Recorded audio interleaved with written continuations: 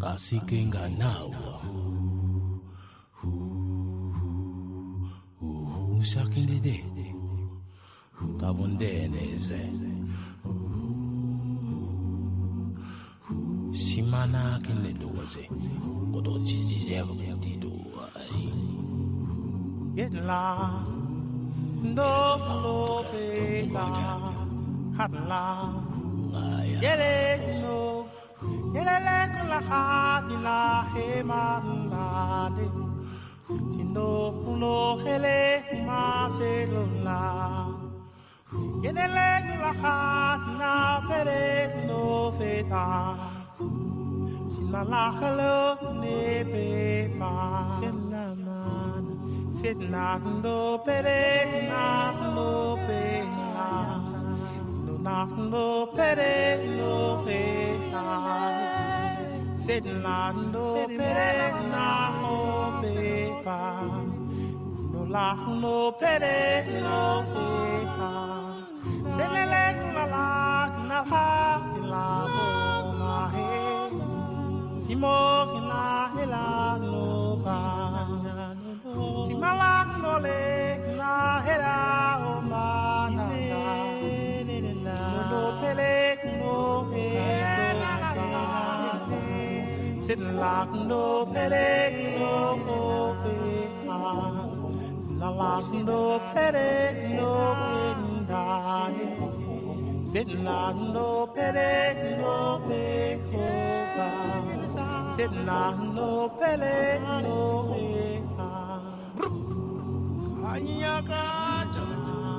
So, greetings, everyone that is watching, everyone that is joining. We're live on the Pan African Daily to continue our lectures on today.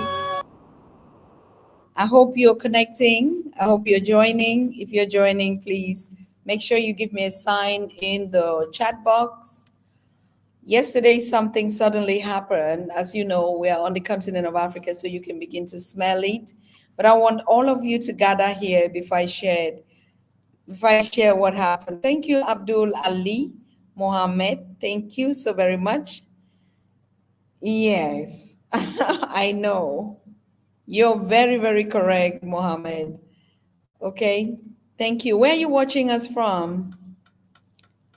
Can you type where you're watching? I see a lot of people watching, but they're not commenting. Like they want to feel if that's going to happen like it happened yesterday. Chiena is watching from Zambia. Thank you, Chiena. Thank you so very much. How are people doing out there, Chiena? Is everything okay? Jones is greeting from Austria. Thank you, Jones. How's Austria? How's the weather? Oh my God, I miss summer out there. You know, but no winter, Jones, not winter, particularly you in Austria. Oh my God. I hope you're not going to get the 30, 40 centimeters snow out there this year. So which part of Austria are you watching us? Are you in Linz? Where are you watching us from? Abdul, when you get a chance, watch the video going on a lot. Okay. CNS. Thank you. Greetings, family. Hotep. Thank you for joining us, Benny. Oh, okay, from Linz. Jones is watching us from Linz. When was I lastly in Linz? I think about 6 months ago. I was in Linz and I drove from Germany to Linz. Oh my God, I never would do that again. You people are doing a road construction and I had to be stuck in traffic for more than 4 hours. I can never do that again, Jones. I hope everything is okay now. John Daniel, greetings from Nigeria, Dr. Susan. Thank you. People in Nigeria, is everything going on well? I want to know how your countries are feathering out there. Is everything okay? Us on the continent, we're doing very well, apart from one or two things and stuff. You can imagine, you know, like yesterday, we were in the middle of a lecture and boom, it just happened, throw us out. You know, that's the beauty of the continent. Apart from that, I really don't know anything that is happening that we don't know, no break-ins. And for us, no break-in means everything is cool. Yeah, I want us to gather here so that we can take the introduction of the lectures of Agenda 2063 to the next level. I really appreciate most of you who watched it yesterday and the comments that you poured out or you were pushing out to us privately, how you enjoyed it, how you never thought about it, how the lot of things that people used to say about Agenda 2063, and how I made you feel really close to the agenda, not something that is going to happen in 63 years or in 50 years from now. So I really thank you guys on that feedback. I really appreciate it.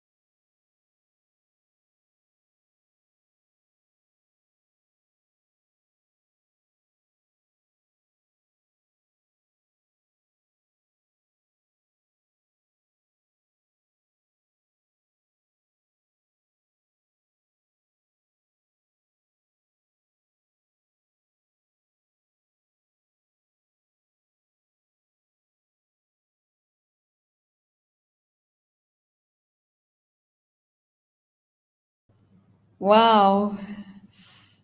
Thank you for being so patient. The network is tripping here. I don't really know whether it's just the network. I mean, we've been holding conversations and talks and stuff like this don't happen.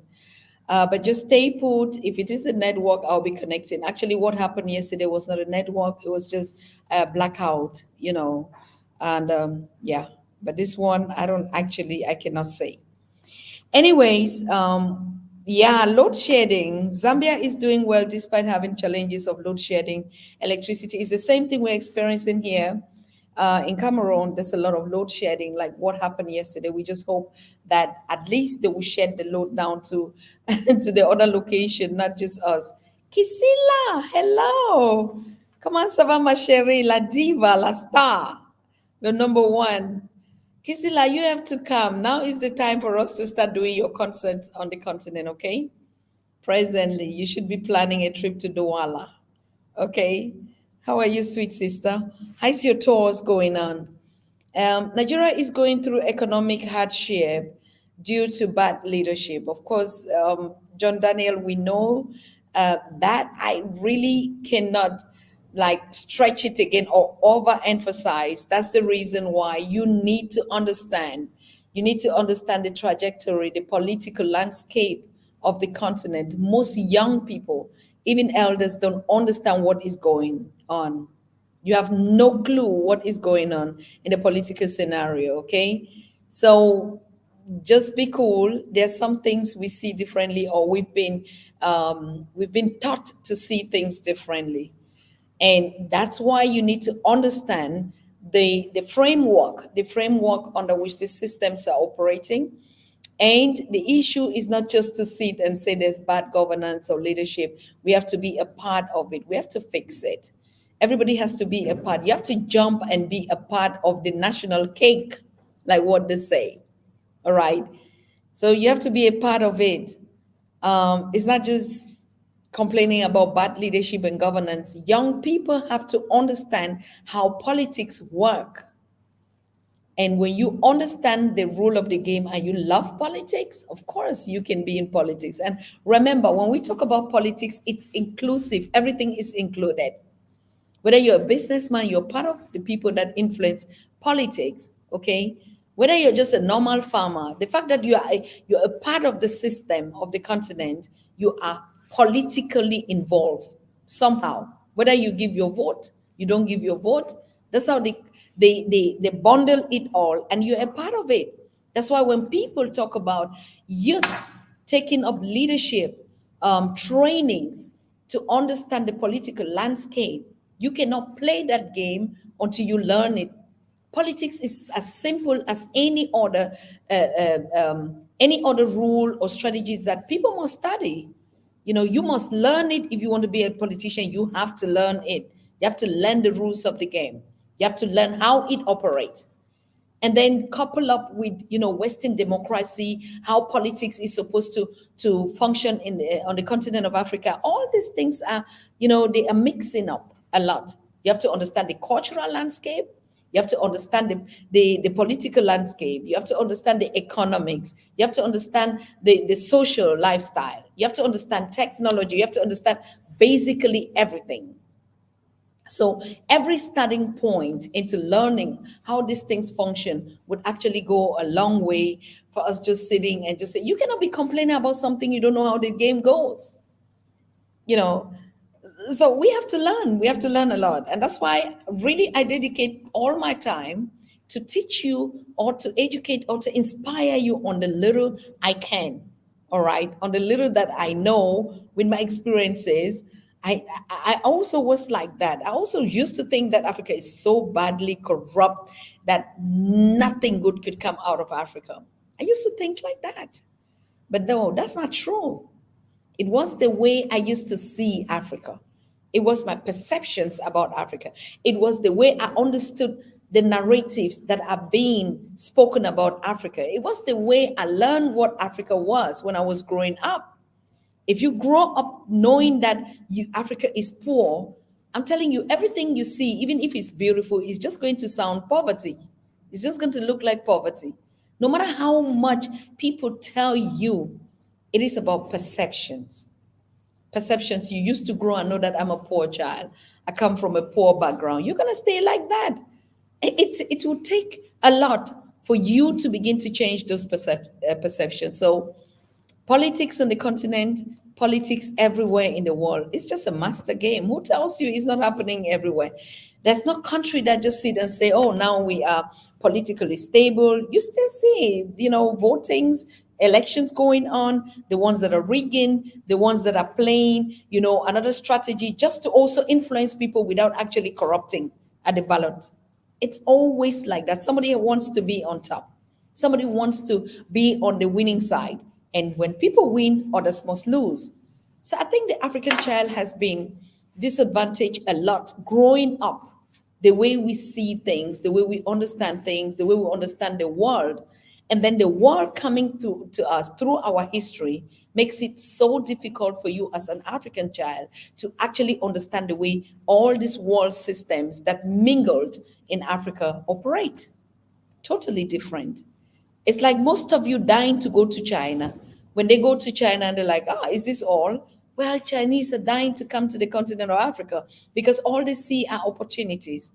They're already so tight in their continent that, they need to explore new venues. And when they come to your venues, it's just because they see the opportunities.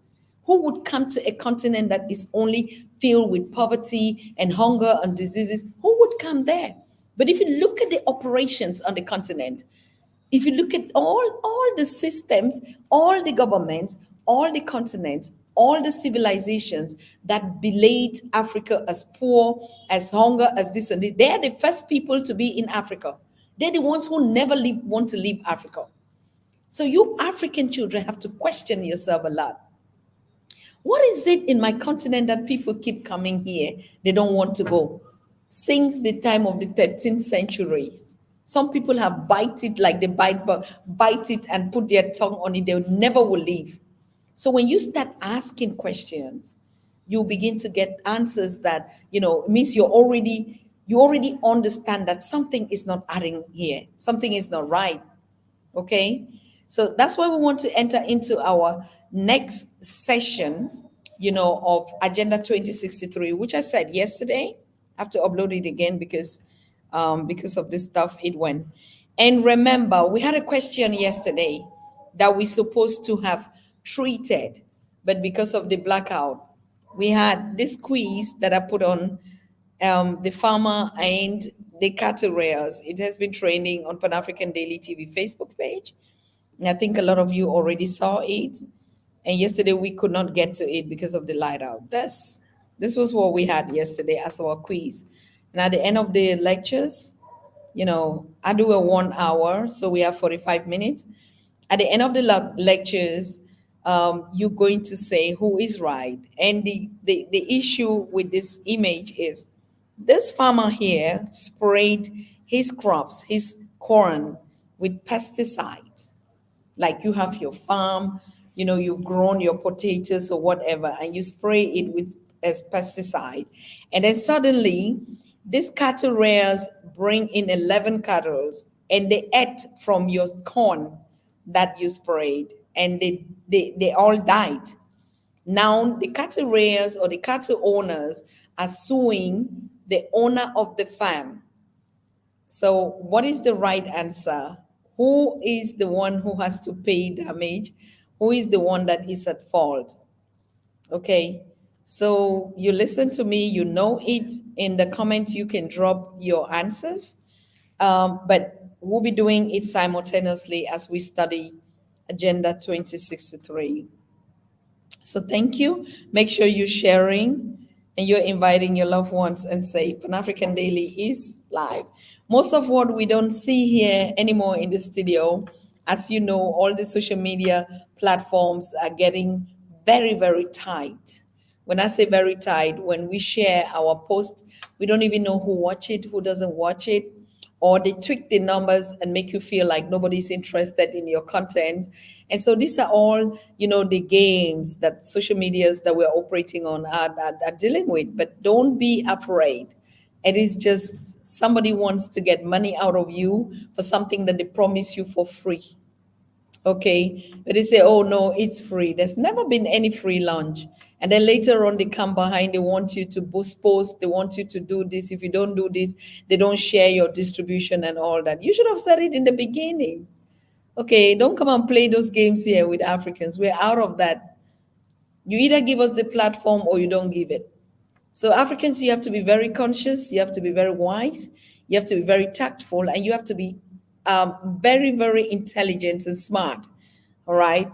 So it doesn't matter how much. For me, I don't care about numbers. I've seen numbers until I'm here.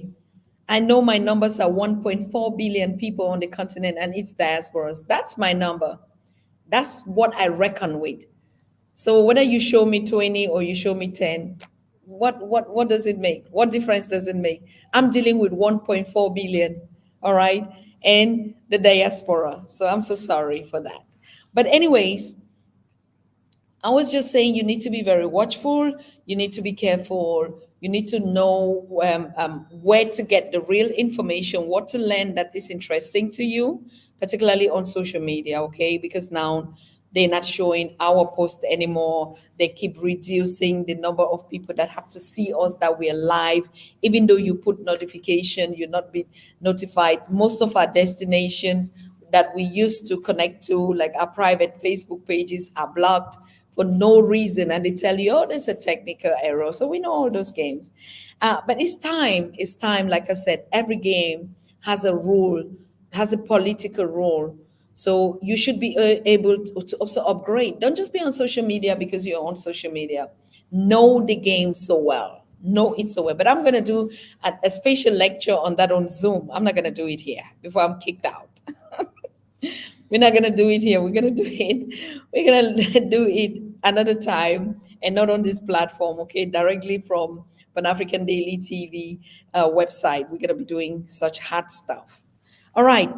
So this is where we were yesterday. I'll have to take out this. I already said at the end of these lectures, we're gonna be getting answers to this. Marshall, Marshall, thank you. Thank you for being here. I just saw that you entered. Please, you should be the one giving me feedbacks until Johnny comes to join you and CS. Please kindly help me to moderate the chat. Okay. Yep. So, good. What am I trying to do? I'm trying to take off this image so we can get into our lectures. Thank you. Yesterday, we learned something about Agenda 2063, and the most important uh, thing that we learned about was when was the agenda formed, and why, and the blueprints of it, and for what purpose, and who formed it, and for who created it, and what was the purpose of its creation, and who to who. So we also learned that we have two agendas circulating now. We have the SDGs, hold on, what is SGD, what? Sustainable Development Goals, which has their own agenda on 2030. 2030. So then the African Union Agenda 2063 has also an implementation timeline of 10 years. So if we calculate both agendas, 2030 in the African Union agenda is saying 2063, but the implementation part starts within 10 years. So we should be already working towards 2035 of Agenda 2063. I'm saying so because a lot of people actually find it difficult to believe in Agenda 2063, number one. Number two, people question a lot like, oh, is that even working? But I'm here to prove to you that if you actually are an African and you've been looking for a solution and you've been doubting the work of your government and what they are putting up as a future for you, then you better understand Agenda 2063. It goes the same like we keep complaining, oh, our politics is not working, or they are doing stuff to us that we don't know. It's just because we don't understand the game. And you already know that most of these political agendas has something to do with reading, because like somebody said, if you want to hide anything from the African, the knowledge or anything, put it in the book, because Africans don't read. So most of everything that we're always talking about has been put somewhere, but because we don't read it, or they are not taught to us in school, or nobody brings it on the forum, nobody's going to know anything. But this is the challenge that the European nations and the educational system of Europe has beaten the one in Africa, because they teach every single thing up to the elderly people. They study.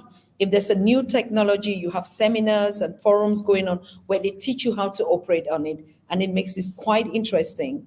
So they're always updated. But the African, no, we know the world more than Africa, because even our school curriculums do not teach us about Africa, do not teach us about the opportunities and the potentials of Africa, do not teach us about how rich, yeah, Africa is. They teach us about European history and things that you don't even need anyway, or you would need later in life. So we started by analyzing the anthem, and then we went to the introduction and the background of Agenda 2063, and we already had read through, why the agenda was implemented. And I think we were already on this point now, Agenda 2063, why. We already went through also, the dynamics of the world, why at this time, African head of state met at the 50th anniversary of the Organization of African Union in 2013, and they came up with this big masterwork. Very important for who, like I said, for you Africans. Agenda 2063 is African driven. It is people driven. What does it mean, people driven? It means it's just your own.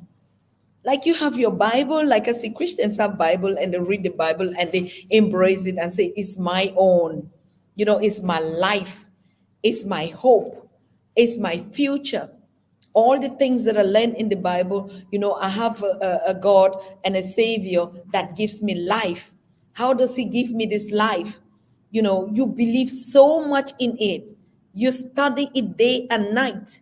You pray unto it. You believe every single word that it is. It is the same thing Agenda 2063 is the genesis and the renaissance of the African. Why we're talking about the new Africa. Everything that the Pan-Africanists are asking for is in this agenda. You're asking for one currency. You're asking for one passport. You're asking for one language, for instance, one language, a continental language. You're asking for all these things. It's all here in this Bible. I want to call it the Bible of the new Africa. Because what is the Bible gives you hope. If you believe even in things you don't see, that's what the Bible tells you. And so Agenda 2063 has to be that masterpiece, like I said yesterday. You can go to school, you come back in the evening. This has to be a part of your daily rituals. You learn it by heart until you can speak it.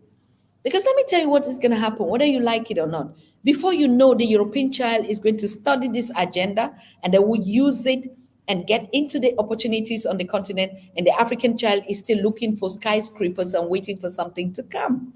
That's not going to work. Africans, you have to wake up, you have to study.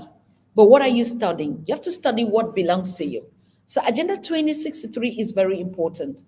I'm not paid here to talk about this agenda to anybody. I'm not sponsored by any union or anything to talk about this agenda. But I went through it, and what really caught my attention that I got so attached to it is because all my visions for Africa are here. Everything I used to think for Africa, a dream for Africa, I labored for Africa, is here in Agenda 2063. And so my vision aligns to it for the one Africa that we want. That's why I believe in it. And when I saw it and I went through it, I was like, well, I went to Addis Ababa at the headquarters. All right. And I was like, what? We have something like this. Why is it not in the curriculum of the schools in Africa? Starting even from kindergarten. Agenda 2063 is actually the blueprint.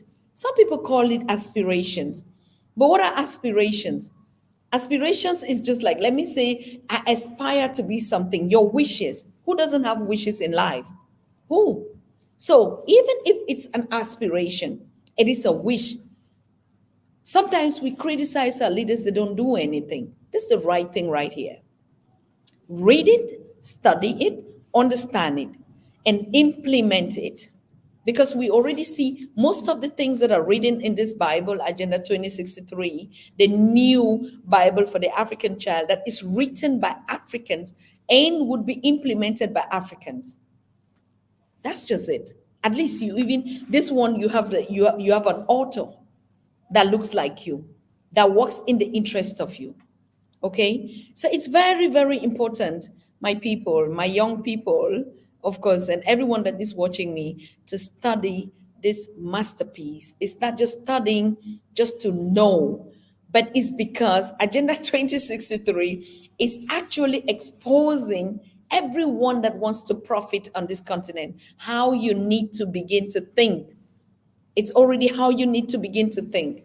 How technology is working for you right now as we speak. Stop seeing yourself with a poverty mindset. All the ideas, all the terms that we've been using on Pan-African Daily every day, whether it's African Renaissance or it's liberty or it's self-determination or Africans owning up their narrative, everything is bundled and put here in Agenda 2063. Like nobody even needed to start a channel to inspire or motivate someone. Just like you take some books and really study them. The books that you do in school, I don't know, for whatever reason, this one is not part of the curriculum. Of course, because where there are better things, nobody will show you. I hope you're smart enough to know that these governments we're talking about, even though they put it there, they hide it from you because they don't want you to know the truth. Anything that you see, the ones that they give to you are cheap things, and maybe things that don't even work for you. They will make you to go and read some kind of poems and some kind of literature and some kind of romance, and you begin to dream. African children are always dreaming. because it's not tangible what they give to you. But this is exactly what is tangible. That's why they cannot even put it as a curriculum. But it is left upon you. Just like Christians say, you seek, you shall find. Now you're seeking for the luxury. You're seeking to be a part of a rich continent.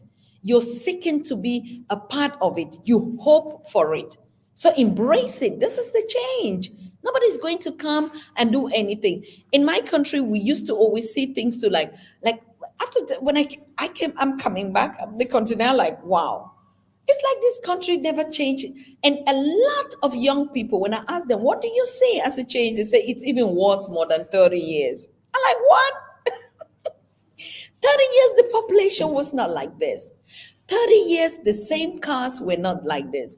30 years, the road constructions are not like this. 30 years, we didn't have China malls. We didn't have all what you are seeing. What is your eye seeing after 30 years? The same thing? There's something is wrong. You must see something different or think something different with what you see. Do you get the point? So it's exactly what I was saying yesterday, that most of us are stuck. We are just stuck in what we've been told. You are poor, and you remain to accept that I'm poor after all. And you even accept it. Yes, I'm even poor. I'm poor. I'm a poor person.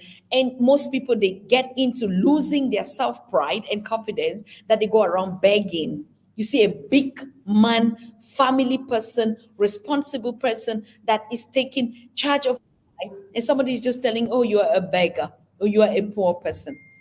So it's very, very important for us to understand the dynamics.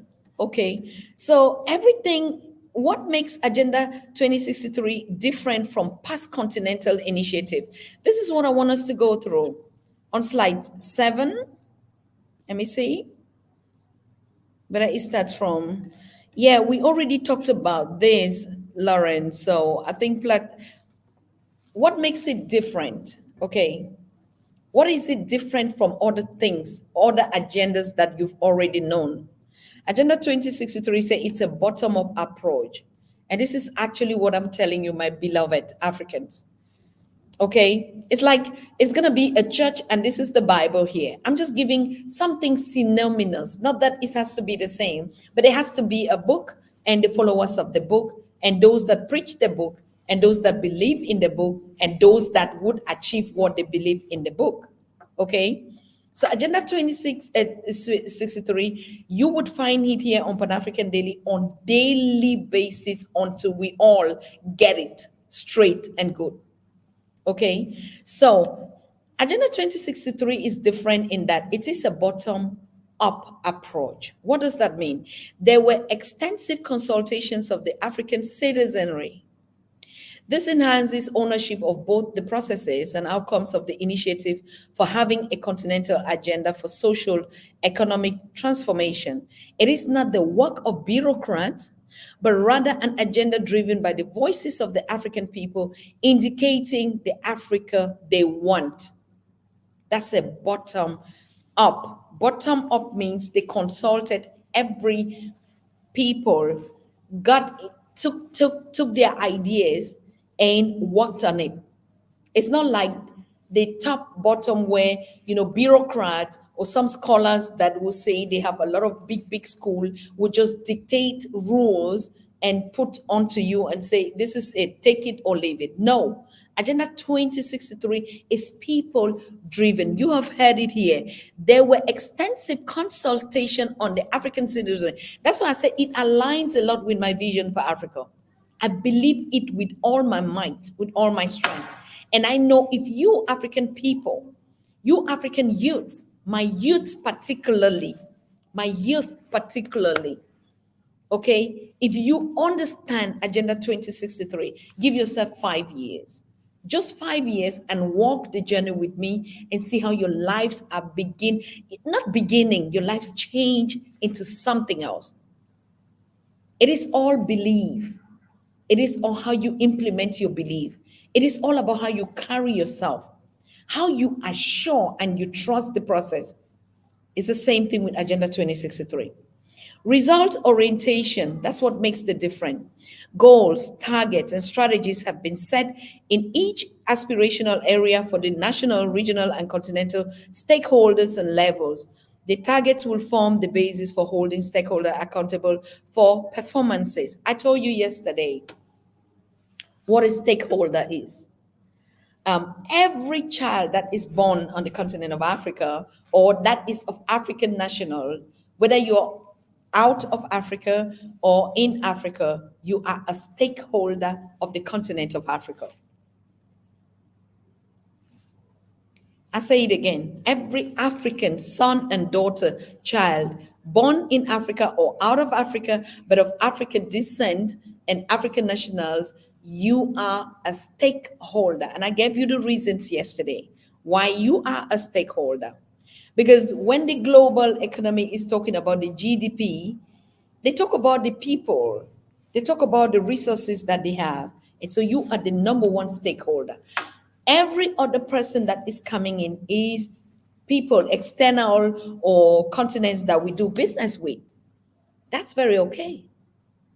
Now it depends on how you do business with.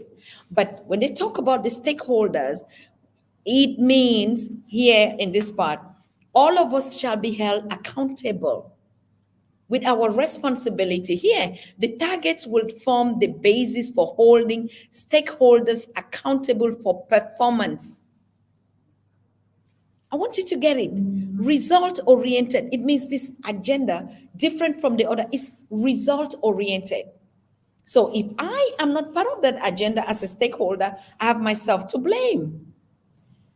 I have myself to blame. Stakeholders will be held accountable for its performance. So if I don't put my mind, I don't put my brain, I don't look at the things that are needed of me to be able to step up, you have yourself to blame. Don't sit every day and wail and cry for poverty. I don't see any nation on earth, any civilization, I've been through most of them, that just come and give their children or their people anything. Without that, they wake up and they invest and they work for it. I don't know any. Let nobody fool you. On the continent of Africa is even where they give those free handout. Go to other systems. That's the only time you start crying why you left all the milk and honey and the gold and diamonds and silver that you left. Okay? Monitoring and evaluation, accountability. There is a monitoring and evaluation component to ensure that planned activities, outputs, outcomes are on track for attainment, with the midterm reviews providing the basis for programming realignment. Of course, accountabilities roles will be assigned, and the outcome of the monitoring evaluation would be process used to manage the. Of course, every system has accountability, but you know what? We are talking about African Renaissance and Pan Africanism. Pan Africanism is a spirit. I tell you all the time. Pan Africanism is more than just a word. It is Ubuntu. So if you look at ancient Africa, we held ourselves accountable.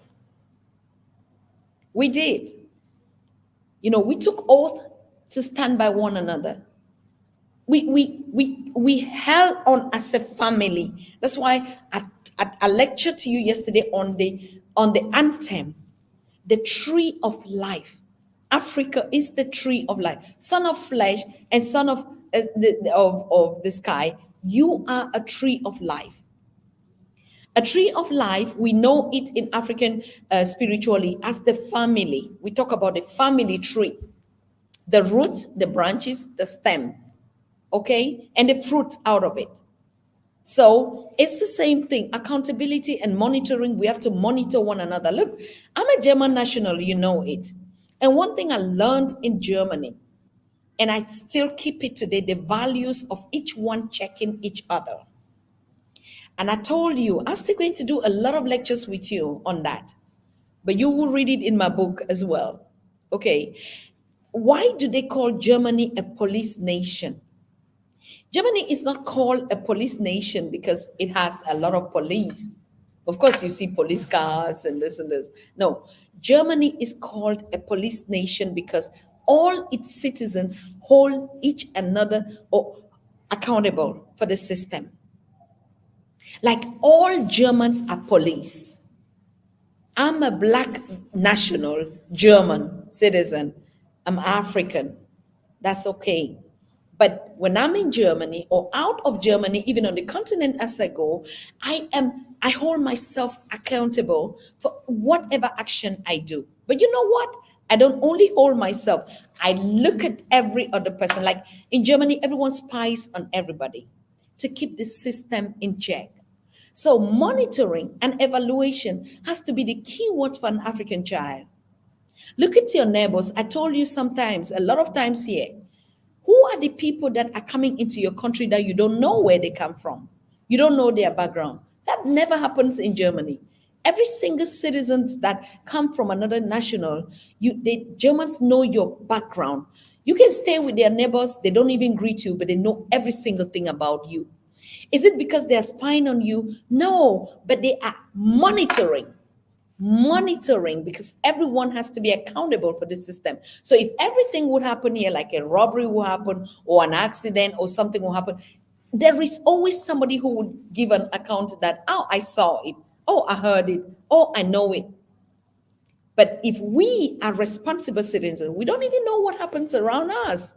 We don't know who comes into our continent. Who are these type of people? Where do they come from? What are their backgrounds? What is happening in their country? Oh, we embrace everybody. Oh, no, they are friends, you know. I mean, the fact that he's a white person wearing an African wear, no, he's already my brother. No, he's our brother. He's more African even than you. If he eats achu or even just speak PJ, oh my God, Africans go crazy and wild. Like, oh, look, you see the Muzungu, now they behave. No, this one is my brother. Yes. Am I saying that is wrong? No. What I'm saying is know your brother, who he is, who she is.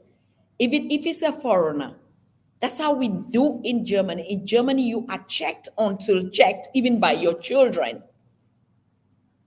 That's how it is. So, accountability of Agenda 2063 and the continent we are building has to be a monitoring process, not because a group of people will go to monitor each other, but Africans taking upon their responsibility to monitor each other, to monitor themselves, to evaluate themselves, and to be held accountability from your own self. Doesn't the Bible tell you that, oh, you will be accountable for your sins? What is it actually telling you? It's the same thing here. Policy coherence in space.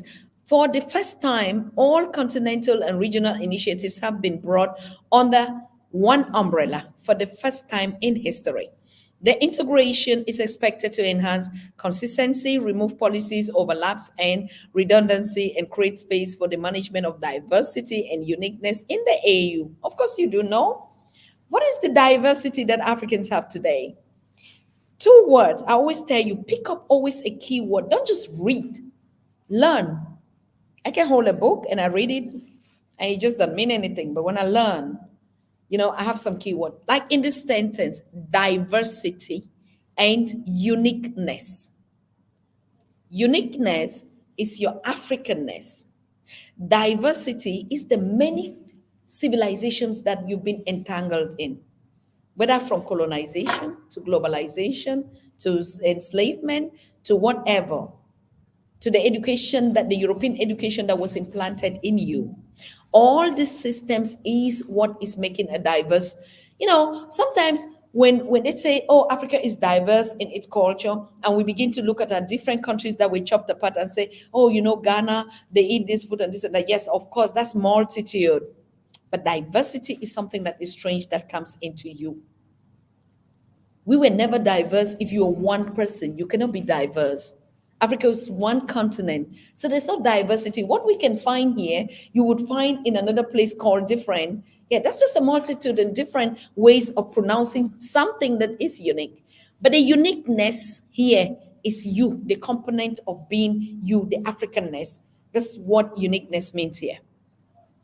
So the policies and space, it means, we would have to deal and manage our diversity, all the different types of civilizations that we've been through, and then, have to own our uniqueness of that Africa that we want.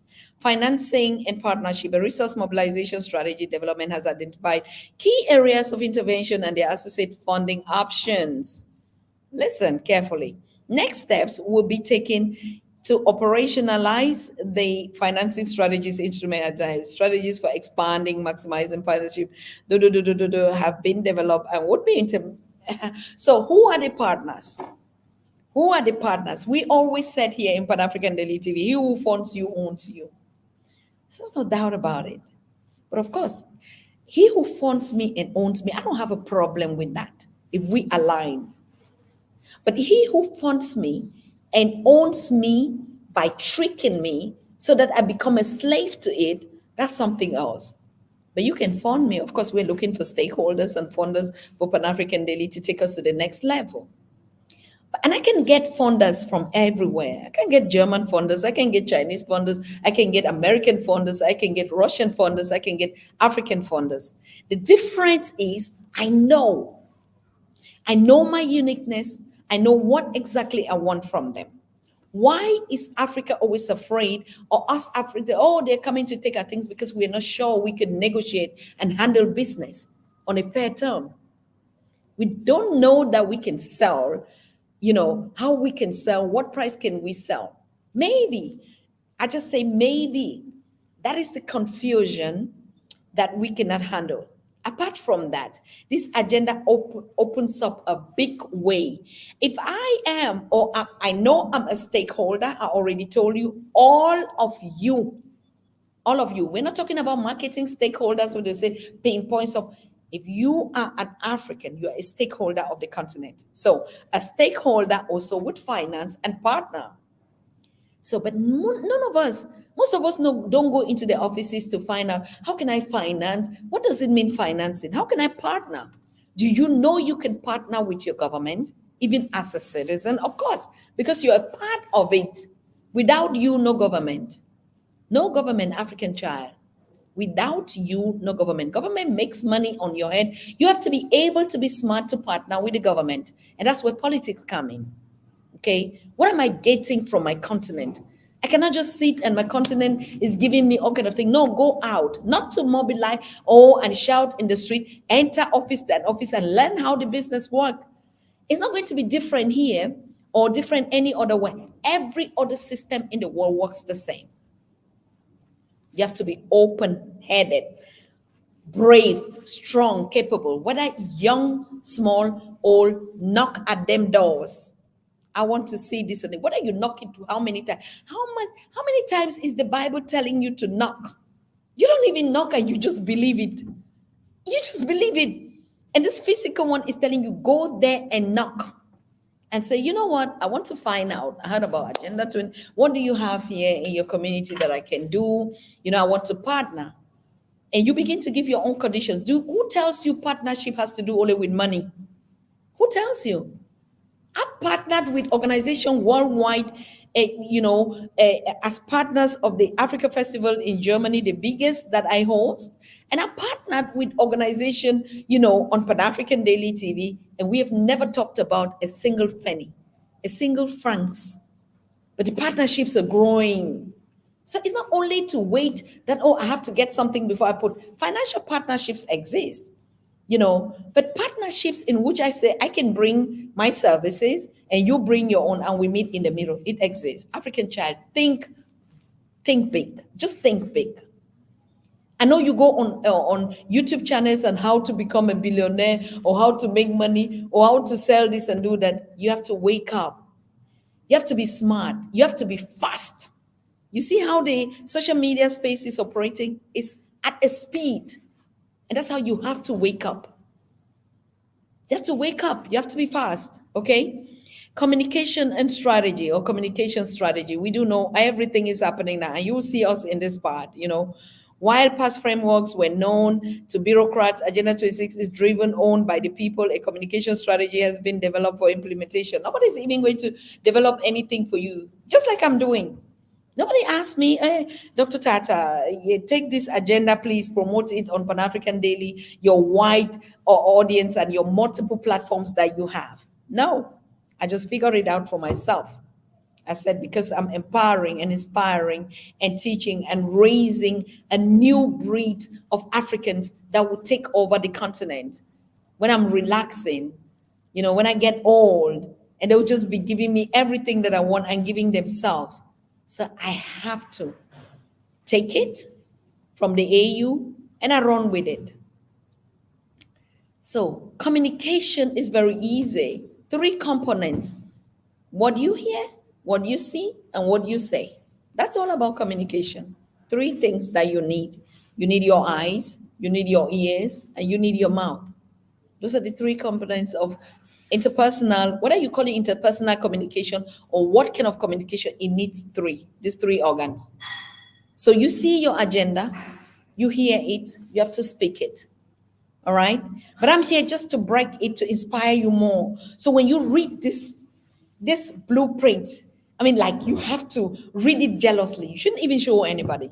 If you know what is put in this agenda, African child, you can never beg. You will never beg. You will never even be online. You will never even admire any other continent. They will be begging you like in those days when they used to beg Africans to travel, and nobody had time to travel. Nobody had a need. Those that were sent to go and travel were on punishment, whether it's in the UK or in Germany or what. Study your history. They were begging and giving you visa freeze, and nobody wanted. No African wanted to leave Africa. And this is what is coming back. If you know what you have and you know who you are, you'll not go anywhere. Of course, you will go for safaris as a tourist and visit and spend your money because you're the best buyers in the world. That's why everybody produces and sells to you, and you keep buying. Okay, so yes, take it, study it in your group, study it in your families, go around it. That's just what it's meant for. Okay, so I think this one is not really interesting. Again, the last point I just said it: processes for developing the continental Algeria. This is something that, like I said, if you are interested and you have a need in any sector, I'm not limited. I have so much experience that I don't even know which sector to touch, whether it's parental sector, whether it's singlehood, whether it's marital sector, because I've been through all that. And I gather my experiences from my own story and what I know. So agendas like this are actually meant to expand our horizons, okay? You can go through it. There's some details. I'm not really going to go through it. I just want to skip this point and come to general overview of what you see, the vision and its aspirations.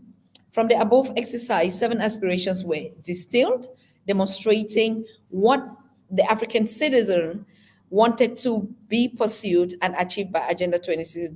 They were, now you can see them. Aspiration 1, a prosperous African based on inclusive growth and sustainability. So listen carefully. Africa will be 2063 a continent of shared prosperity, which finances and manage its own growth and transformation. Don't be caught up with the word, with the number 63. I keep giving you tips that I don't even want to give to people yet. Tips that when I'm booked on seminars, I'm paid a lot of money, and I keep giving these tips to you for free. But I want you to be smart to catch the tips, because I cannot give you all my lectures here. I mean, like, to those that are paying. You understand? So, what do they mean, shared prosperity? Because what Agenda 2063 appears to be so cumbersome and uninteresting is the number 2063.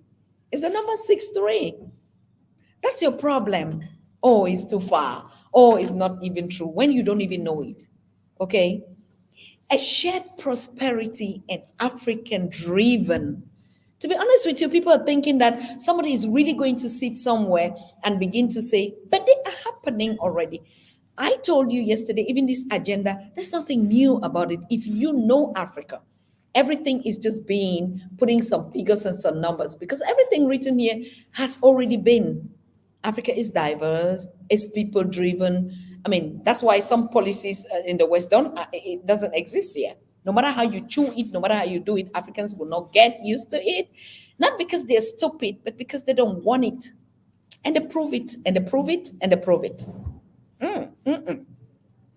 So development doesn't mean we have to be so, what do I want to say, conservative in nature. And the more conservative you are, the more less human you are. the more you begin to dry up, and your spirit, like you just function. You're just a functional being with no substance in you. You can never think on yourself. To cross a road, a junction, they have to put some light. When normal space, you just agree just by looking at one another. I just know I have to cross this time. I don't have to stand on something. Even when there is nothing, I have to just be there. I mean, how dumb do you think some people are? So when people don't do some things, it's because any system, think about it, if it is refraining me to think, I don't need it. Honestly speaking, I don't even look at it, but I just follow it because it's in my human nature to do it. Okay. So, aspiration to an integrated continent, politically united based on the ideals of Pan Africanism and the vision of Africa's Renaissance. We said it yesterday, Pan-Africanism and African Renaissance. By 2063, Africa will have emerged as a united, strong, sovereign, independent, self-reliant continent that realizes full economic and political integration. Again, I say, don't be caught by the number 2063 because this is what is already. Yes, it's going to attain. Who is telling you that? These are mafias.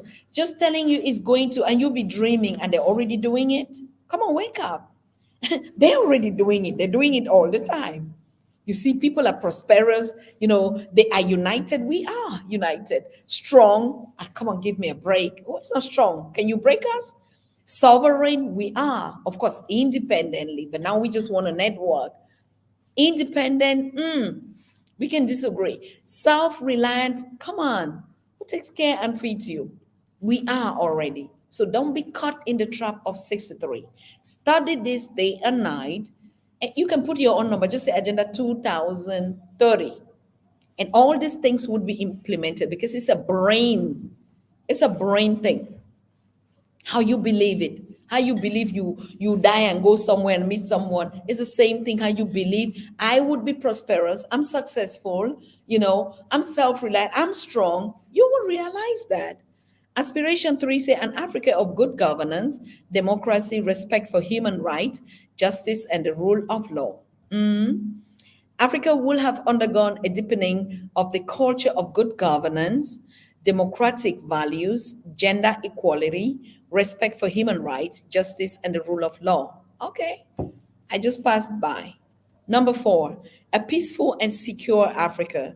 Africa will emerge as a peaceful and secure continent, a conflict-free continent with harmony and understanding among communities at the grassroots level. Self-explanatory, nothing to talk about that. Number 5, Africa with a strong cultural identity, common heritage, values, and ethics. This is where we catch on. This is where we tie on Pan African Daily. Okay, this is where we tie with our organization, the Africa We Want, which is actually the slogan of Agenda 2063. And to be honest with you, never did I read this to come up to that vision. You see how we tie? And that's why I believe so much in it. I know that most of you love my work, you appreciate it, you listen to me. If not, you'll not be wasting your time here. But I'm just telling you, if you really want to break that ice that all of us are breaking, I mean, just this is sacred. But don't put 63. It's already happening now. 5, Africa with a strong cultural identity. Strong cultural identity. I'm going to break down to you.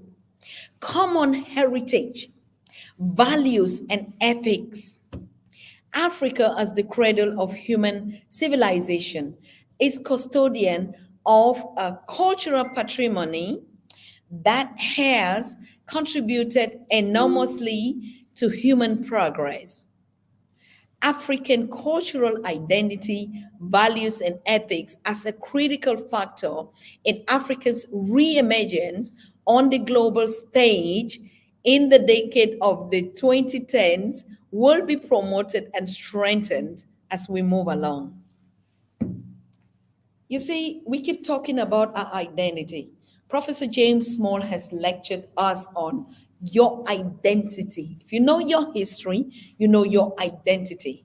Now, why do you think that a system came where you have to show your identity card?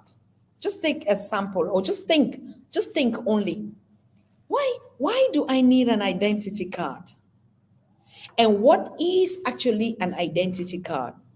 An identity card is a piece of paper that talks about me, some basic things: my name, where I was born, and who were my parents, or something like that, or where I live, and my address, and maybe a contact, and then they put a tag on my number. Like the number, the stakeholder is stakeholder 7120. Oh, let's just say 2063. This stakeholder here. And then they give me a piece of paper. Honestly speaking, do you think the information on your identity card is who you are in totality? So that's the cultural identity of the African. The simple values that people see you for. Dr. Tatah looks brown, has a broad nose as an African, and I don't know, has cheekies or whatever. It's and a mouth that, with whatever in ears. So automatically, Dr. Tatah is African. Is that everything that Dr. Tatah is? No. So that's exactly when we hold this point, an African with a strong cultural identity.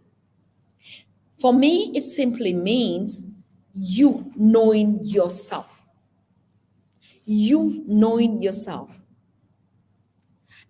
Everything that people narrate about me, is that who I am? Like I gave you the example of the ID. No, you know yourself. A common heritage. What are they talking about, a common heritage? This is exactly the point where I was saying, when they say one passport, they're not going to write it here, but at some point it is one passport, one currency, one language, one leadership, one, I don't know what, all our one. Yeah? Common heritage.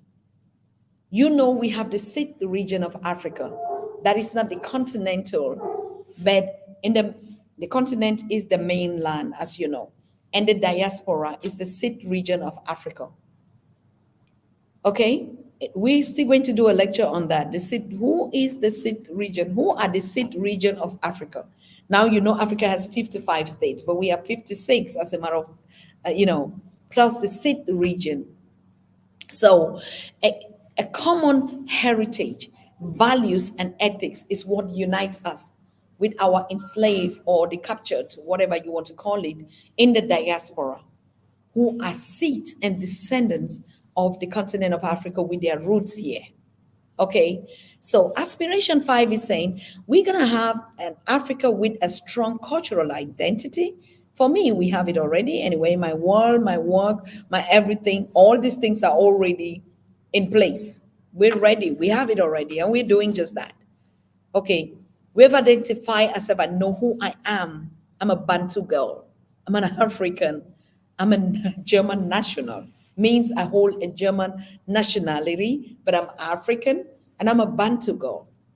I know who I am. It's simple as that. Common heritage, values, and ethics. I know my values, I know my ethics, I know what everything it has to do with my identity. I know it all. So that aspiration is actually what we push on.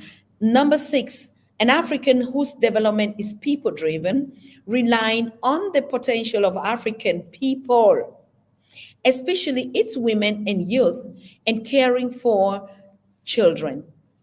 Africa will be a continent where all citizens will be actively involved in decision making in all aspects of development, including social, economic, political, and environmental. Africa will be a continent where no child, woman, or man will be left behind.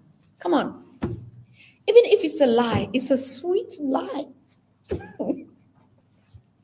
Hi, if people would lie to me, like let me just like I'm really taking it to the extreme, okay? Even if it's a promise, like people, I don't know what is that. It's just even if it's a lie, I need to be lied to like this. To be honest, that I nobody will be left behind.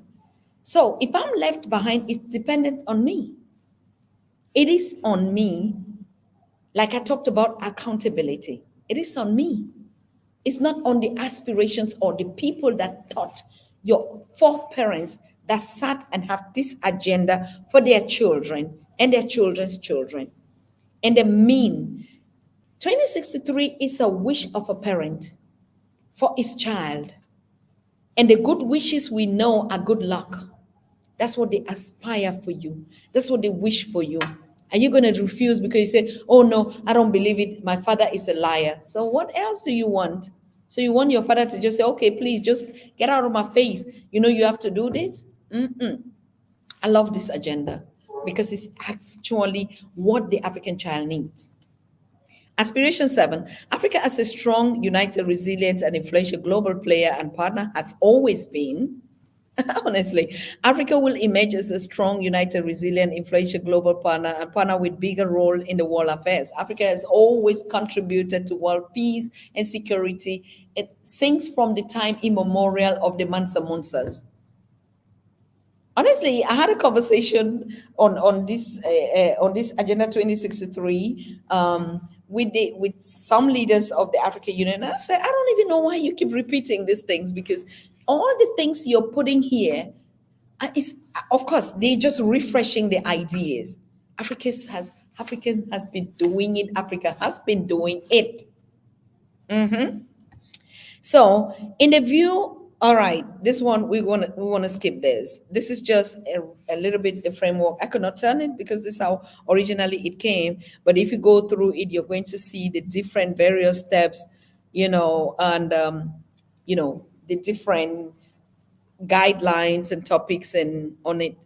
So we go to 11. It's very short. We're almost done.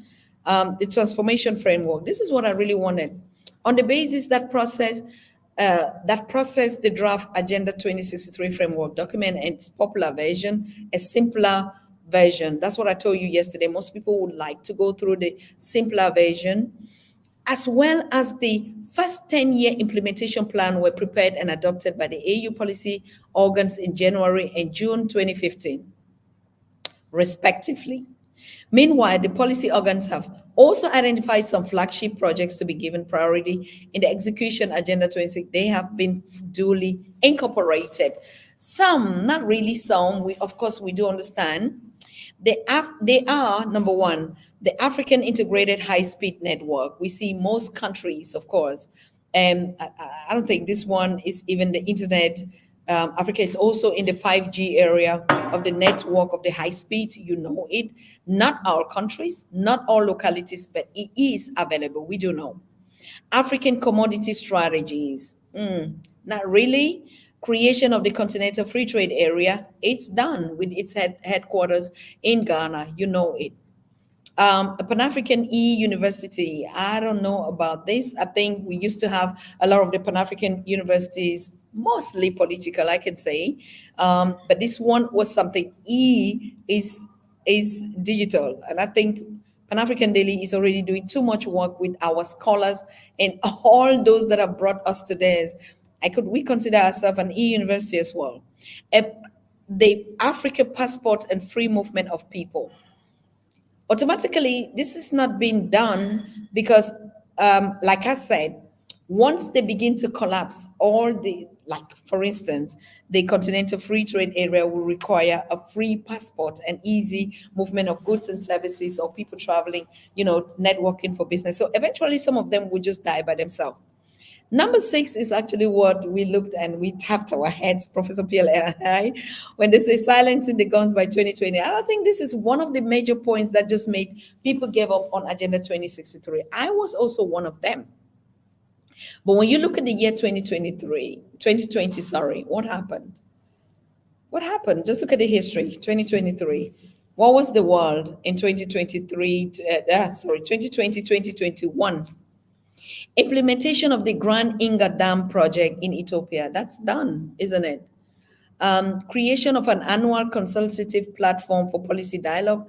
I really don't know. I have to touch base with this single African air transport market, still to be done. Outer space, Pan-African Virtual University like Pan-African Daily TV, and the Continental Financial Institution, right? So these are the 10 years implementation plans that were set. And if it was 2015, so 10 years is next year, 2025, okay? 2015, yeah. So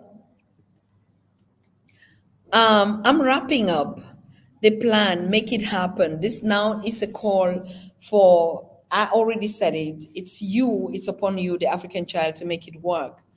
It's the way you believe it. You don't believe it, you don't get it, you stay poor and think poor, but others would come that don't even look like you, like the China, and everybody is coming because they know the Agenda 2063 of Africa. What does it mean, an agenda? Like, I want to say, because when they say agenda, some fake words have been agenda. You agenda me. You know, when I used to grow up, I hear, you don't agenda me. Agenda means, in the broken language where we used to grow up, lies. Like, they were lies. I don't know about you, but it was like, he agenda me means like, he lied me. He lied to me. So, an agenda, for instance, it's a goal setting.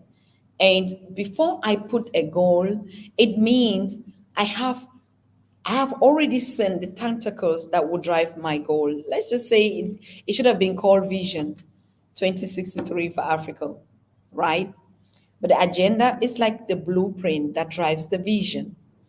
I mean, I hate all these kind of big things that just drive people crazy, because it's just as simple as to say this is where Africa is today, and this is where Africa would be in the next 20, 30 years.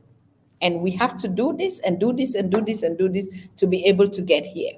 Now you see a lot of network, particularly in East Africa, honestly, underground trains, like in Nairobi, and in South Africa, in most East African country, in Tanzania, we see how the road infrastructures and these connecting trains. I think I saw something. I asked Patrick to check that if there was a water train already in Rwanda. I think I saw it in Rwanda or Tanzania, something like that.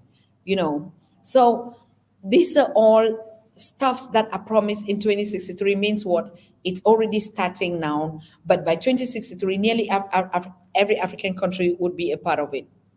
So it just depends on us. Like I say again, take it, own it, look into it, believe in it, and you will make it happen. Nothing is going to stop you. Don't let anybody take it away from you. I just don't want to go into the points. You can go into them by yourself. You know, oh my God, I was here and there was just too much going on here. Oh, people, I said, let me just jump back here because the screen was a lecture screen, and I didn't actually could see you here. I want to thank you so very much. Oh my God, so many people are here. Yes, yeah. Oh God. So you were following up. Sometimes I was thinking, are they even listening? Do they even hear me? Because yesterday we were just like whoop, kicked out. Okay. So I'm very happy. I'm very happy, and I hope we could learn something today. Tomorrow we're going to continue because, like I said, this agenda is very important. Everything that we do on the Pan African Daily, it has been bundled, sorry, into this agenda, but I never knew about it. Like I said, all my visions for Africa and my projects that I grew up to work on just align with this. So for me, it's a vision, but it's just because it's put in a book. If we would have had a prophet, like all of us, the prophets, we are the prophets of Agenda 2063, and we start to build our communities, let's just say our church, Agenda 2063 church, and we go and just preach this, because for me, this, why do I call it a Bible? I don't call it a Bible because it's really attached to a spiritual meaning, but it is. When I read Agenda 2063, like I said, I meditate on it, I read it day and night. When I just want to have fun, I read that. That's the only thing that I read through my whole life, of course, apart from my studies or research programs. I read it enjoyably. Like when I said, no man, no woman, no child would be left behind. Which kind of document? And I told you, if it is a lie, I love this lie. Please lie to me. Let my father and my mother lie to me that you're the most beautiful girl on earth and you can do anything. And we are here to see that you do it. Lie to me like that. I'll be good to go with it. So, African child, this is your time. This is it. Don't give up in anything. Don't let this is the agenda the China child is studying in their curriculum today. This is the agenda the European child has on its curriculum today. This is the agenda that is being taught in schools out of Africa, teaching their children and their generation about Africa, about the opportunities, about how they can exploit, even when their ancestors are no more, they continue to pillage this continent. But the African child has no idea because the African child has been taught that poverty is her name. Sufferings are her name. Of course, everyone will believe it. I hear wars. I see cops every day. I see people who are hungry. I see people who are, that's my scene. But I also see people that I've never met anywhere in my life that are so rich and humble and happy. I also see people who are free. You move freely. Nobody is going to be stopping you or asking you for identity.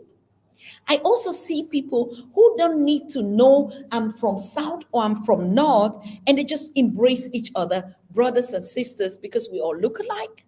I also know people who actually, particularly the young, the young, I mean, I used to see posters where they, oh, look at the African child is busy praying to God, and the Chinese child is busy is studying this. I say yes, because maybe sometimes the Chinese child is dull. Stop it. An African child doesn't need that. He only needs to just be thanking God. Because God sits on this continent, whether you like it or not. How you understand God, I am not a part of it. But anywhere that I've been in the world, I say the place that God has its footstool and sits there and laugh is the continent of Africa. Argue with me on my platform. Come and be my guest. God sits on the continent of Africa. Most of all the things we see is true. I don't want to argue. Poverty is there, diseases is there, hunger is there. Show me another place where it's not. Just show me one any other country in this world that it's not. Because I don't show you my figures, because I don't wash my dirty linings in the public, doesn't mean that they are not dirty. Because I transform what you see and I want you to see doesn't mean that I don't have the skeletons in the cupboard. But because you are as natural human beings, even when you laugh out. You don't know how to shh like this, okay? You don't even know how to pretend. All your dead bodies and your corpse, you parade them on the street. No, in some other countries, they don't even expose it. It leaves the hospital and the hospital to the burial ground, and it has to be no noise because nobody has to know that people are dying out here. So, I mean, we have to get into these dynamics. We have to be realistic to ourselves. And I want to thank all my executives that are here. Everyone that is typing, the NS Parker, the CNS, the I mean, the Cheryl, everybody that is here tonight, just to empower you, who is still weak, who doesn't actually know, who doesn't understand the dynamics. Pick it and run with it. Pick it and teach it. Pick it and study it for yourself. Like I said, knock on those doors and ask, what can I do? I'm a citizen of this beautiful country. How can I help? I told you about Germany. Every German volunteers for its country, for that country. Like I told you, everybody is a police. Not that they are paid to be a police, because I'm a responsible citizen and I hold myself accountability and I evaluate myself to protect my citizen, my country, and everything. We have to draw rules. I think Cheryl or whoever said it sometime. We have to get, I don't know. Africans don't even have where we pledge. We don't have a pledge.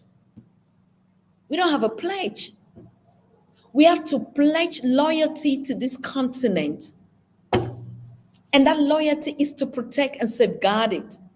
Not to be egocentric, Eurocentric means I look only about myself.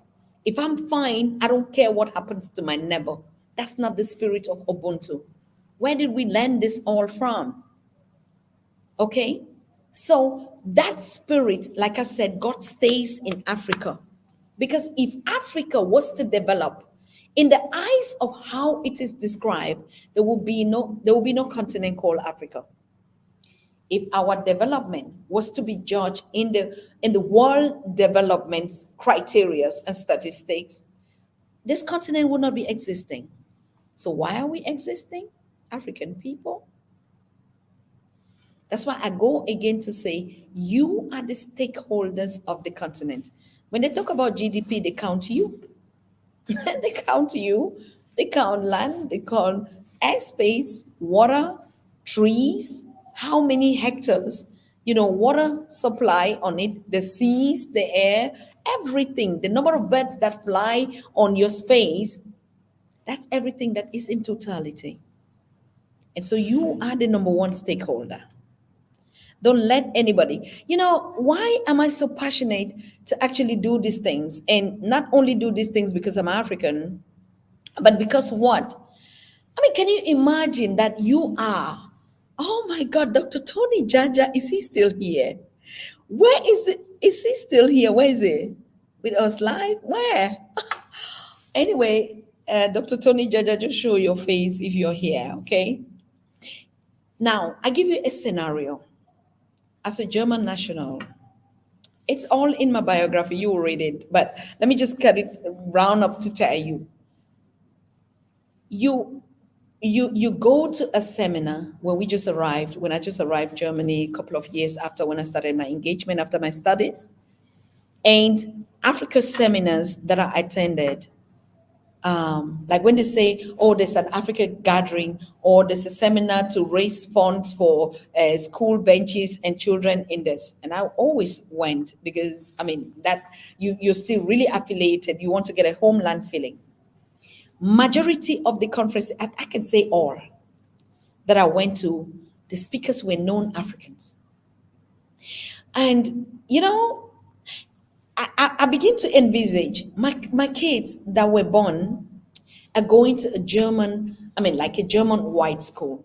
No discrimination or anything. But let me tell you how discriminated you feel. Nobody's telling you, oh, we don't want you here. But you see, a German child questions your African child about Africa, and he knows nothing about it. Like a German studies Africa. Of course, there used to be a colony of Africa, and it's just recently, if you ask Cameroonians, they never knew that their names given to them by Germans was German Cameroon. Okay, so, but you can imagine how inferior you feel that a foreigner is telling you about your continent and things that you don't know. And Africans are always silent in those conferences because you don't know your continent to be able to back up. Imagine when somebody studies your continent that you don't. You cannot argue anything in terms of fact, in terms of statistics, in terms of population, even in terms of your own region, and they tell you about your tribes and your dialect. That is how much the world studies Africa to its fingertips. So for the world, when you say I'm an African and you have no clue what Africa is, they laugh at you, which is normal. I cannot be saying that I live. And when they just ask us, because we don't, I mean, honestly, on the continent, people don't know. If you ask Cameroonians, how many population? What is your population? Of course, we know we're 10 regions and every region has it. But when they go to facts and figures, Africans don't get it. Because we people socially oriented. We are not linear people. Linear people are that just think, like line, like a ruler. That we are like this, the multi-active people. Okay? If you draw our curves will always be like we're turning around. But a linear person is a ruler, and they function like a ruler, right? And they're functional people that they just have a one-way street. You understand what I mean? So if you begin to understand the purposes why we are pushed into, is because just like our siblings in America or any African in the diaspora and those on the continent who don't understand their continent, you can never hold a conversation with a foreigner.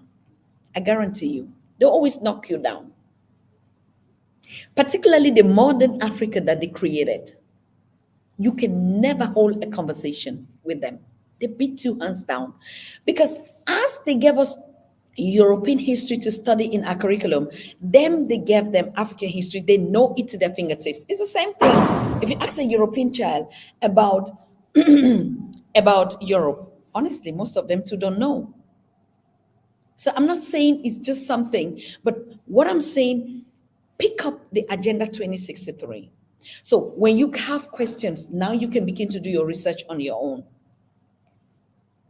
You have to do it individually if you want to hold this continent responsible and yourself. Be that one that will research about you. When I was writing my biography, I started with, oh, Dr. Susan Tatah was born and this and raised in this. And then I'm like, wait a minute, who am I? Because that's the narrative that we've been taught about.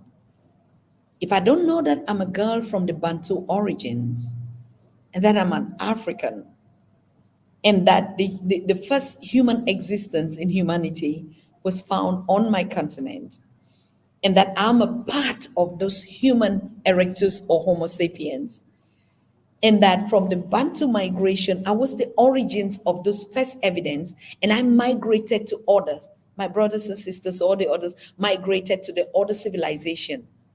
If I don't know that civilization started at the River Nile, which is in Egypt, in Africa, if I don't know what Kemet stands for, if I don't know, like I was growing, we used to look at, like I was saying the other day, African Americans, they were our role models without even us knowing that we were siblings. I'm telling you, when we used to stretch our head because we saw them stretching their hair. The issue of hair, we're still going to have a conversation on that. The issue of women stretching their hair on the continent, honestly, it never came because we saw the white people, their hair was like that. The people on the continent that we oriented to were Black Americans or African Americans.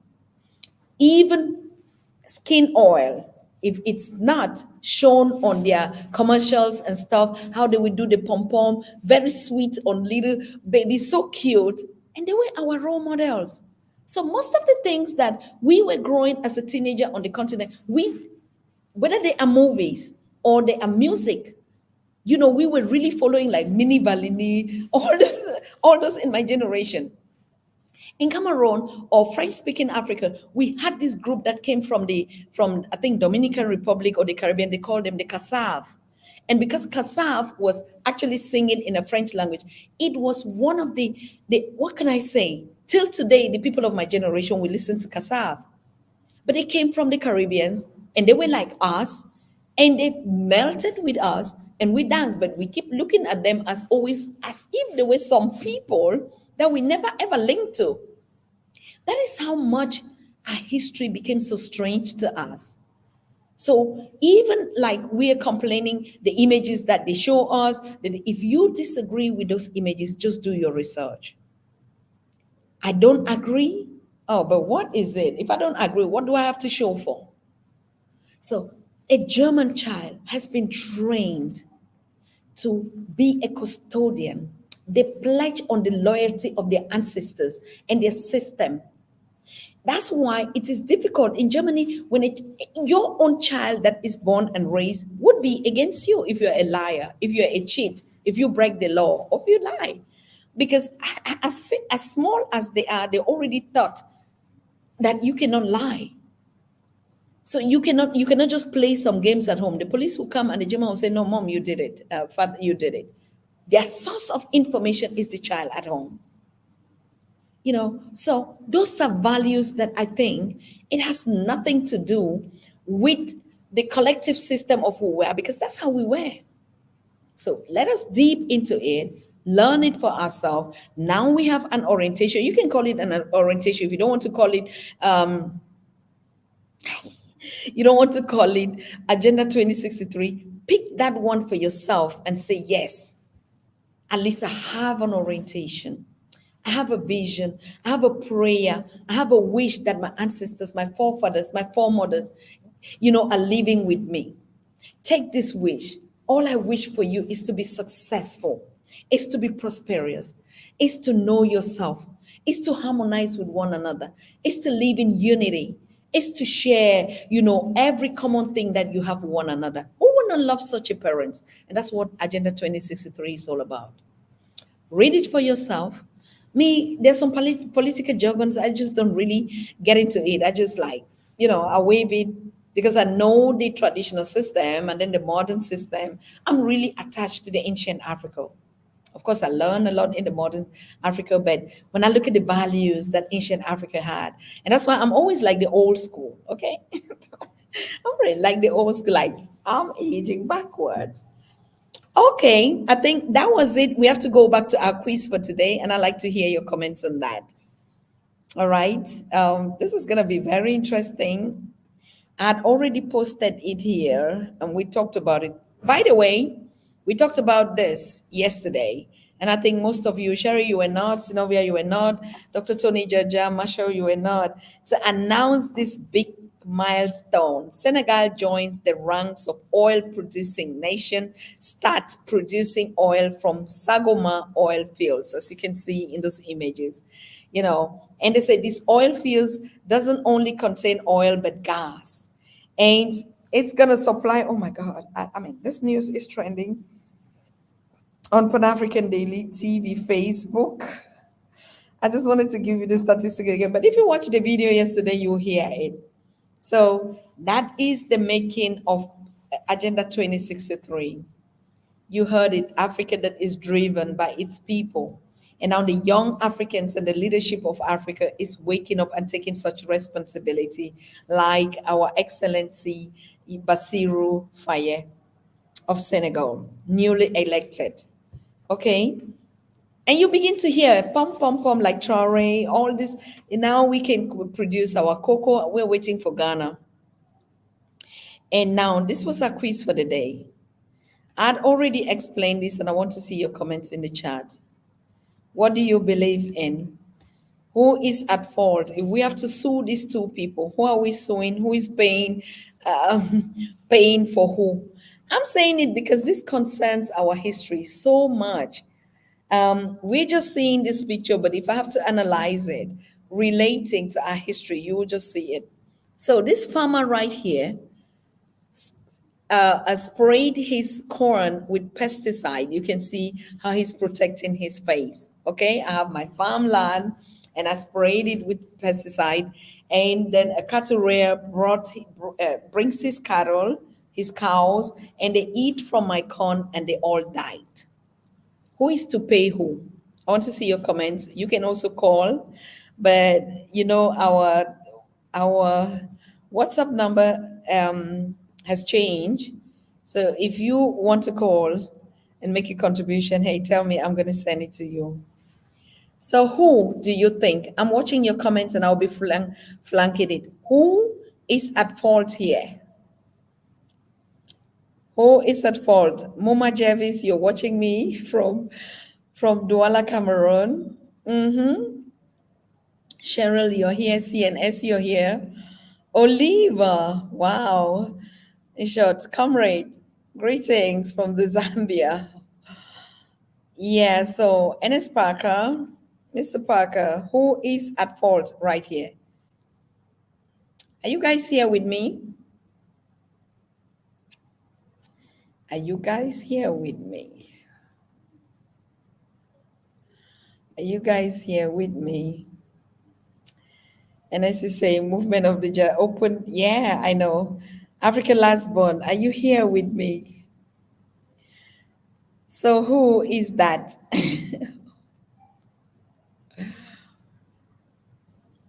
A lot of people on Pan African Daily TV were saying normally the guys who brought in their cattle have to be held accountable. The farmer, okay, I think I have a response from Cheryl. Cheryl is saying the farmer should have warned the owner first. Animals in their nature habitat shouldn't be killed. So he should have put, like I have sprayed my crops. I want to see our mindset, okay? Because it's typical a diaspora mindset. Of course, I would say they have to put information, I warn you, this is danger, don't go here, and stuff like that. So thank you, Cheryl, for your feedback. The farmer should have warned. Yes. Thank you. You should have warned. And that's how it has to be. You have to inform. But how does it work on the continent? We had some response yesterday in which a lot of people were like, oh, you know what? In Africa, you're not warned. So you who trespasses and enters into the land of somebody, you're responsible. Like the cattle rears are the ones that penetrated into his farm and ate his crops even and damaged those crops. So if they didn't die, they wouldn't even have known, because we have the problem of land and cattle rain in Africa that is really, really serious. In Nigeria or not in Nigeria, we hear about the Fulanis and their cattle always destroying, okay, always destroying crops. And this is one of the examples that we're seeing here, right here. In Africa, or like Cheryl, you said, he should have warned. Yeah, but this is my farm, I have a barrier. Do you have a right to trespass with your cattle? So if they didn't eat my crops, they wouldn't have died. And if they didn't die, they would have destroyed my crops and walk away with it. So it's a little bit kind of tricky, but anyway, that was just it. That was just part of it. And I want to thank all of you today. I know what we're talking about is very, very hard, and because Africans have actually been on these agendas with the leadership and stuff like that. But I'm just like, what do you have? What do you have to lose? What do you really have to lose if you have to look into the development of the continent and be part of it? And be part of it. Okay? Yeah, so CNS both have lost. Farmers have lost crops and rears have lost cattle. Yeah, so how do we do now? How do we do? Both have lost. If you go into a court of law, somebody has trespassed and somebody was damaged because of that. Because we're talking about the continental reality. Okay? We're talking about the reality on you fence your crop or not. Cattle rears have always just become a problem. All right. They just, like I said, take away the pesticide, they would jump and destroy those crops. And a lot of people are farmers are always complaining about these grazers penetrating, destroying their crops. Most of them go unpaid. Most of them go to the police. Most of them go to judges to this. It never gets anywhere. So you imagine if I'm a farmer living only on this. So, yeah, that's a lesson that we shared on Pan African Daily. So, but coming to us, I want to thank all of you for this wonderful day. Tomorrow, we're going to get Al Wahab with his lectures on Senegal, particularly. I love his political analysis on the situation, like South Africa elections. We got a very perfect lecture, and everything is going exactly as he said. So, tomorrow, or last week, we learned about what did we learn about? About Senegal. I'm sorry. Last week we learned about Senegal. Tomorrow he's going to talk about Burkina Faso and the president Traoré, so that we begin to know the leadership and the way politics function, and the culture of politics these days. As a matter of fact, so good. I think we're rounding up. We don't have any question for today. I want to thank all of you for joining. It has been a pleasure and a wonderful time, and I hope all of you are doing fine. I didn't see any comment. Please, Dr. Tony Jaja, I need you. I've been looking for you, and I know you can reach me on the formal number. I'm just saying this actually here. So please text me or send me an email at Pan African Daily TV. at gmail.com. Okay, it's everything that we always have here. Pan-African Daily TV at gmail.com. Thank you. To Ambassador Tony Joja, you owe us a lot of lectures. You owe it. You owe us a lot of conversations right here. So I can't wait to have your email so that I can connect with you. Right? I tried to search even your SMA, like you're not even existing again on Facebook, or we've been disconnected automatically. It happens. Facebook does it oft these days. Okay. So I want to thank you, all of you watching me from all over, and I wish you a good night.